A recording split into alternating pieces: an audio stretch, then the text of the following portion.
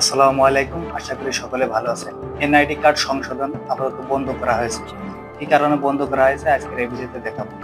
জাতীয় সংসদ নির্বাচনকে সামনে রেখে সাময়িকভাবে জাতীয় পরিচয়পত্র এনআইডি সংশোধন কার্যক্রম বন্ধ ঘোষিত করেছে নির্বাচন কমিশন। সোমবার 24শে নভেম্বর বিকাল 4টা থেকে কার্যক্রম বন্ধ রাখা হয়েছে বলে জানিয়েছে ইসি। জাতীয় পরিচয় নিবন্ধন অনুবিভাগের পরিচালক অপারেশন মোহাম্মদ সাইফুল ইসলাম গণমাধ্যমকে জানান, পরবর্তী নির্দেশনা দেওয়া পর্যন্ত এনআইডি সংশোধন সেবা বন্ধ থাকবে। তবে পরিস্থিতি স্বাভাবিক হলে দ্রুত পুনরায় কার্যক্রম চালু করা হবে। ইসি সূত্রে জানায়, ভোটার তালিকা চূড়ান্ত করা হয়েছে এবং এখন তালিকা প্রিন্টিং কাজ শুরু হচ্ছে। নির্বাচন পূর্ব গুরুত্বপূর্ণ এই প্রতিক্রিয়া স্বচ্ছতা ও নির্ভুলতা বজায় রাখতে সাময়িকভাবে এনআইডি কার্ড সংশোধন কার্যক্রম বন্ধ রাখা জরুরি হয়ে পড়েছে।